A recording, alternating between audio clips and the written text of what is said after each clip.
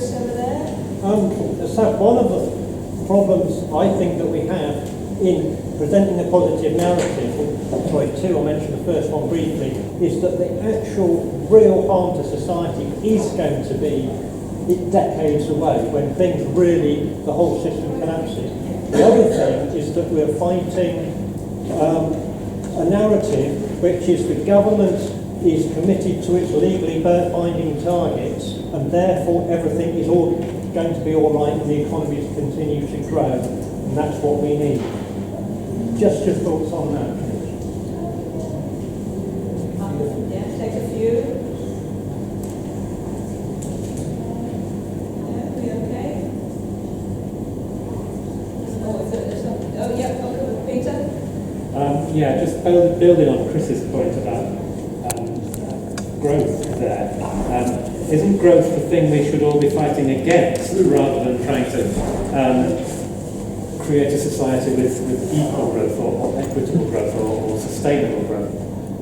Growth, whatever the sort of growth it is, we only have one planet. We can only grow so far. And I was reading a report the other day where it listed a whole load of minerals that we take out of the ground, and by 2030 we'll be out of nearly all of them. So, and that's what feeds growth. So at the moment, it's a fairy tale to say growth is the answer. What are your thoughts on that?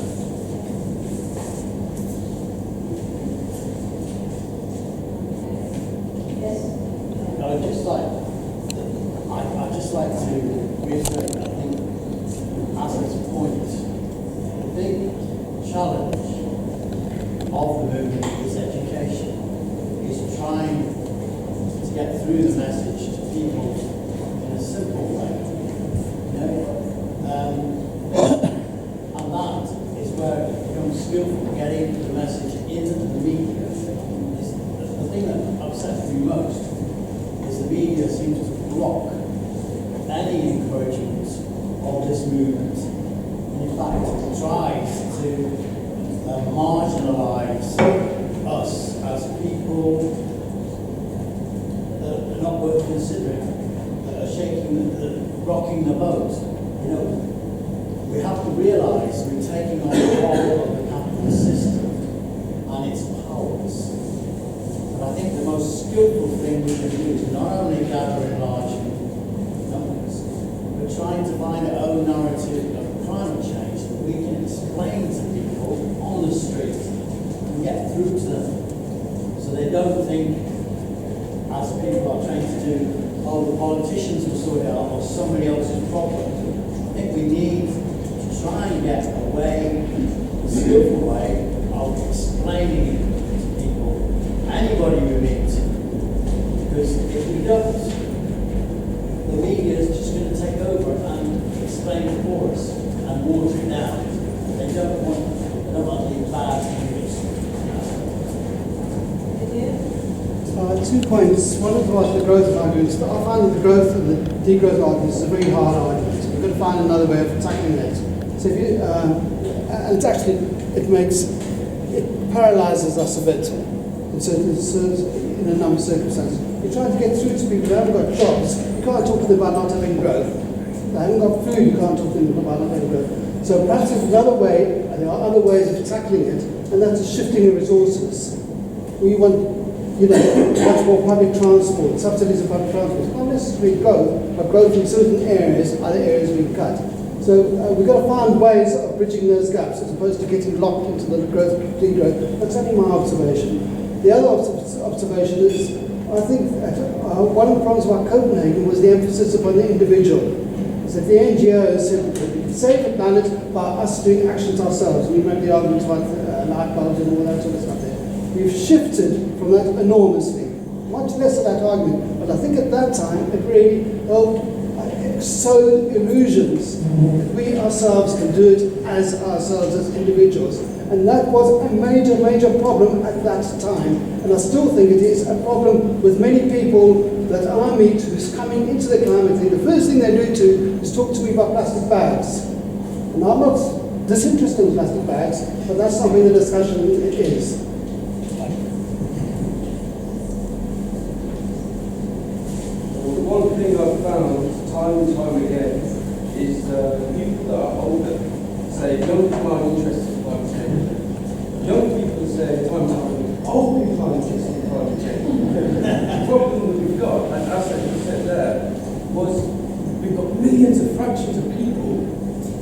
away and squirreling away, they've got their own skirmishing. We need unity, solidarity. We need to take everybody from all these fractions, put them together, and we sing as one voice, as opposed to loads of hippies, loads of old lefties, all these labels that the centre and right and the uneducated are labelling us. We need unity. That's one thing that's lacking all over the world. No one's got unity. We need that. Anybody else? Oh, right, back here. Well, with the conversation about growth, I think we have to look at waste as well at the same time. So, and I think that can sometimes be quite a simple narrative for explaining to people about justice, about some of the things that have been raised. So, we just want to say thank you for having done the project and listening to our message. We've managed to raise £260.84 donations, so that's really generous and not buy some washing up liquid, so thank you for that. And to remind you that there are some loaves of bread over there that really need taking away, so we can start doing that, and that would help as well. Every little bit does make a difference in gives some actions in every day, really. So that's just my little contribution. Thanks. So we have time to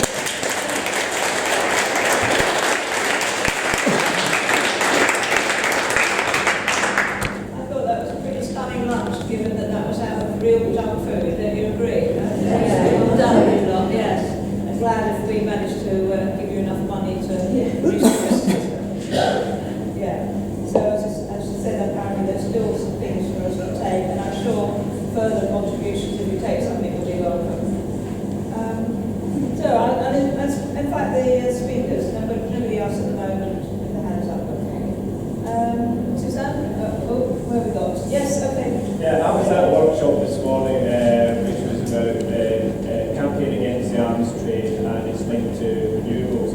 I found it a really informative workshop because one of the things I learned about that was that the grotesque arms industry in Britain and all those people who are employed in it, and there are enough people, all those jobs, the technology, the expertise, the skills can all be transferred to renewables, and that's a big point that we need to make about all those people in the arms industry who are scared of losing their jobs.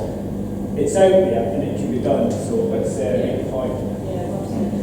Yeah. Okay, because we do need to consider winding up, and so I'm going to invite our speakers. Suzanne, do you want to? Yes, please. Yes? So I think the points people made was made at your point. I like that about old people, young people, and the importance of getting the message across. But I do want to make this point that actually I think that we often underestimate the degree to which ordinary people, not activists, ordinary people are concerned about this issue. It's a very interesting survey. About a month ago in the Observer did like a climate special, and it was a survey that was done in conjunction with Nicholas Stern's group.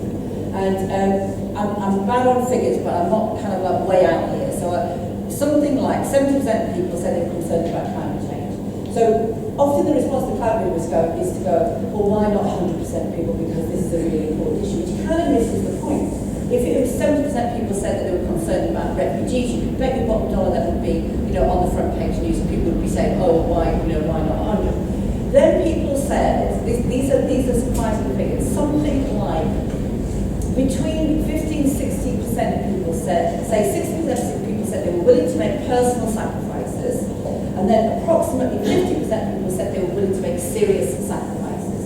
Now again, I think it misses the point to say, well, why not 100%? The point is, up against a media that are constantly saying, there isn't a problem, it doesn't exist, the government is saying the same thing. It is quite extraordinary that that amount of people. Now I just want to parallel it for a minute with the Corbyn situation. So you've got all of those people overwhelming for a message of anti-austerity, there is an alternative. But up until the moment that Jeremy Corbyn stood, that message wasn't being amplified. So in other words, it was there, below the surface, in society, there were people saying, I've had enough of this is shit, excuse me, and there has to be an alternative to it. As soon as that message was amplified, then suddenly we see actually the purchase of that argument that argument in society. Now, I think that's what we have to do around the climate question. We have to start acknowledging that ordinary people do care. So how can we amplify the message so that those people feel confident to actually take action over the kind of political action that we spoke about? There's one figure that I didn't give you, which was that people think it's a serious issue and are willing to take personal responsibility, but believe that it would only be dealt with if governments act. Now, the way that media report responded to that was somehow telling us that people didn't care about climate change because they were passing the buck to government. But actually, that felt very realistic to me. The reality is we can't do something about this unless governments act. We can't do it simply by us taking individual actions. That was a realistic assessment of the situation. So we now have to think about how do we apply the political pressure. One thing I think that has deepened this process, and I'll take on board your point about, it is something, hopefully somewhere down the line, the kind of catastrophe that we know is possible if we don't take action. But the reality of climate extreme weather events has woken people up and has begun to help people understand what climate change means. Because Assad is right, if we just talk about 2 degrees or 4 degrees warming, if we live in the northern climes, that sounds great. Oh, that sounds like we're going to be in a permanent Mediterranean climate. Now why would people get worried about that? But people get what it means to have extreme weather events, like the floods and the storms that we had a couple of years ago, and they know what happens in those circumstances. Cameron's government stood by and let people suffer in the way they let the refugees suffer. They recognise the process in those circumstances. I do want to say one thing about the growth debate. I made a point earlier today, it's clearly something that we need to debate about. But you see, the reality is that this system, one, it is a finite planet, so I don't think that's disputable. We cannot keep using up resources that cannot be replaced. And hopefully that is the starting point for us all to have this discussion. Maybe it isn't, and if it isn't, then obviously we need to debate it. It's certainly my starting point. However, the reality of the current economic model that we live under, call it neoliberalism, call it profit-driven system, whatever, is it actually doesn't present itself to all the people simply as growth. It's growth one day and it's contraction the next day. It's jobs are available one day and they're not available the next day. It's you can get a home in the 1950s, but you can't get a home now. So it doesn't present itself in that way, which is why it is important. We can't just simply go no growth, more. It doesn't make sense. It doesn't really connect with the reality of what is happening what is happening. I think personally, I think a much better way of doing it is to acknowledge and to amplify that we can't live on a planet where we are constantly trashing resources because they can't be replaced, and not least of which by doing that we're producing waste which cannot be absorbed into the system, and that's the root of our problem. But I personally think a much better way to talk about it is not growth versus no growth, but to talk about redistribution. The resources that we have at the moment that are being trashed are massively unequally distributed around society. Perhaps if those resources were more equally distributed, then people are going to be reassured that actually they can live decent lives, they can have a home, they can have work, they can have an education system, and they can do so in a way which doesn't have us using 1 or 2 or 3 planets. I think it's an important issue, and I hope that we do have an opportunity to continue debating it, because I think if we can reach some kind of more useful resolution and something which helps express our arguments to a wider audience of people, I think it really will help us build a more effective, deeper, and broader climate movement. I just wanted to actually, from my own activism perspective here in Sheffield, just reaffirm what I've seen as a shift in people's attitudes. When out and about in our sort of local summer fetes and fairs and so on, with the climate change petition, it is not hard to get people to sign it. A few I've had to spend a little bit of time talking it through, and so I'm a few skeptics, and then I've managed actually easily to bring them round and they sign up. But mostly they're just, right, okay, and they sign it. That's quite a sea change, I think, yeah. Anyway, I'd like now to pass on to Assad for his closing remarks. So, just maybe start with the growth question, because I think it is a fascinating question. So of course it depends on the audience. I think that's really the issue. So if you're talking degrowth or no growth at a global level, you have a serious problem, because you have some developing countries and poorer people saying, hold on a minute, you're asking us not to grow while you've already grown. You've got all the benefits, and now you're saying I should have this. I remember when President Lula was elected in Brazil, he did this speech outside the World Social Forum in Porto Alegre, and about 4 million people were there. And his speech was about basically, I promise all of you the right to have a refrigerator, a television, and air conditioning. And I remember at the time, I have to say, I'm a reluctant environmentalist in the sense my background was environmentalist, it's from social justice. I remember I was with some environmentalists and said, that's terrible, that's really, really terrible. Look, Lula's telling people they should have a television and a refrigerator. But why shouldn't they? Why shouldn't the poorest people have what we take for granted? Unless we are willing to have less, us saying to the rest of the world, you should not have these things, becomes really an impossibility. And just a few weeks ago in the negotiation, I'm having this conversation with the Chinese negotiator, and he's a professor, and he said, look, I try and talk with my students. He said, I'm giving it with the students, and we talk about what kind of China we want, and sustainable China. And he said, my students, they're not stupid. They also see all the adverts from the American corporation, and they want everything that everybody else has. They want the Apple smartphone, they want the laptop, they want all of the things that we take for granted.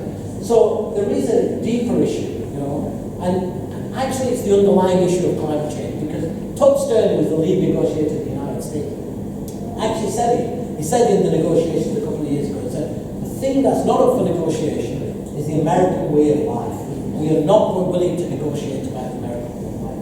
And when the American way of life gives the Americans with 5% of the world's population, a per capita income of $43,000, but gives India, with 18% of the world's population, a per capita income of just $3,000, or the least developed countries with 11% of the world's population, a per capita of only just over $1,400. That's a deeply inequitable world. And actually what the climate negotiations are about is not about climate. They're actually about political economy. It's about who's going to have wealth and who isn't. How is it going to be distributed? And it's who's who has a right to live and who hasn't. And what the consequences and what balance you're willing to make between those. So I think they're right. It's absolutely right. We have to have this conversation about, I wouldn't say degrowth. I think it's about a different kind of growth. It's a better, more equitable, equal growth. And I agree with you. It's about the equity conversation which we've got to have. But also, I think we have got to start talking about, and we're going back to one of the other questions, when we talk about what kind of growth or what kind of action, there are a lot of things out there, isn't there? I mean, I want money to be spent on tackling fuel poverty in this country. 4 million homes where people can't afford to heat their homes. That should be the kind of growth we want. We should be tackling the fact that I live in East London. The difference between me living in East London or if I lived in West London is 10-year life expectancy. 10 years between different parts of the country. Or the fact that in this country, over 41,000 people die each year because of air pollution. These are, I think, the stories we need to try and talk about. So we move away from the growth so we actually start to talk about really concrete actions and activities.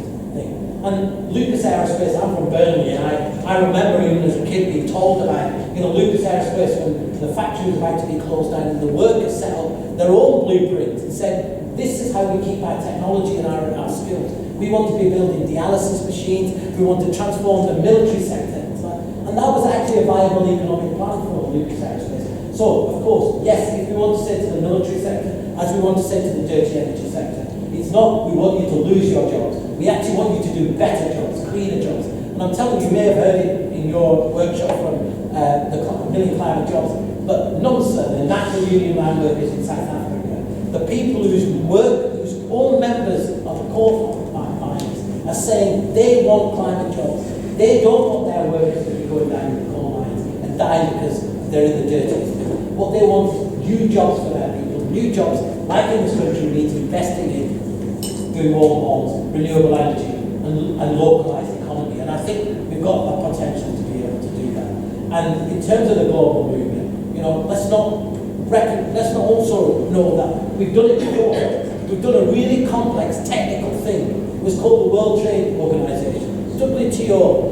Yeah. In that WTO, ordinary people understood really technical things like GATT. I still remember members of churches in Birmingham wanting to talk to you about a really complex part of a trade agreement, because actually people understood that. And what was great about that global movement, it goes back to the point about Copenhagen and the failure, was it was a global movement. There were people in Africa and Asia and Latin America mobilizing as in Europe. And the problem we had in Copenhagen, we did three really bad things. One, we said it's save the planet, moment. Two, we said it's about individual action. Three, we said if only President Obama would come, everything would be all right. But more importantly, we also said, this is just about us. We, the North, can save us. It's only about Northern NGOs. It was about a Northern climate movement. Well, actually, we've transformed that now. And we're actually a global climate movement. And that really gives us hope. Thank you. Well, with that, I think another round of applause to our main speakers.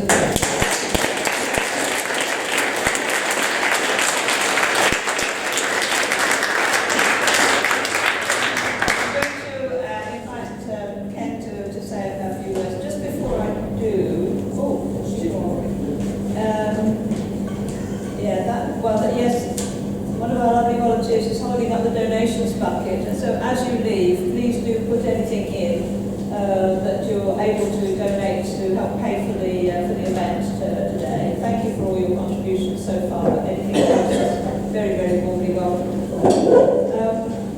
I don't know if anybody still had a tablet from the Green Trail lunchtime. But she was sitting there, she's gone, so maybe that's all right. She's got all her tablets back. Ken is Secretary of the Campaign Against Climate Change Trade Union section. Ken. Yeah, I'll be very, very quick. It's been really very productive conference. I just want to say a few words on behalf of the Trade Union Group Campaign Against Climate Change. First of all, I'd like to reiterate Suzanne's thanks to all of you for coming along today. We hope you found the conference useful and that you'll be able to go back and really work to mobilise people for London, Paris and beyond. And I think that phrase, and beyond Paris, is quite important for this conference. I'd like to extend the thanks to our speakers today, the workshop leaders, the volunteers who have put things out who the floor. But of course, a really big vote of thanks must go to Lauren Jones and Jenny Clayton from Sheffield Alliance for doing most of the meticulous work for making this conference a success. So thanks to, and a big hug to Jenny and Lauren. Just on the trade union group itself, as the name seems to imply, we are a group of trade unionists engaged in working in and through with the union on climate issues. We don't exclude people from our meetings who are not members of the union. So you're very welcome to come and work with us. We would encourage you to join the union. But primarily we want to go on building within the trade union and get more and more people along to our trade union group meetings. Assuming you did register this conference, I don't know if you did register this conference, you will be getting an email inviting you to receive email from us on the Trade Union Group network.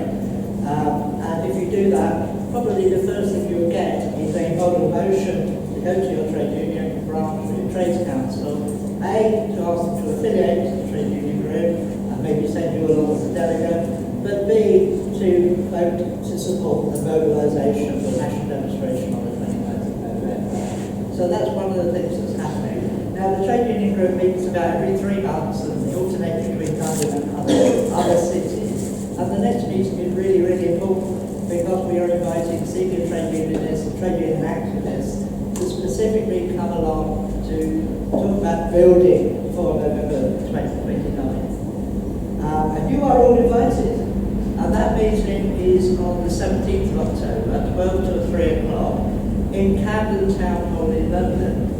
Now you might be thinking, well, Camden Town was quite a long way from Sheffield, it's very long way from Leeds, but it's incredibly close to St Pancras Station and King's Cross Station, just across Euston Road. And of course it's a fairly short tube ride from another part of London Station.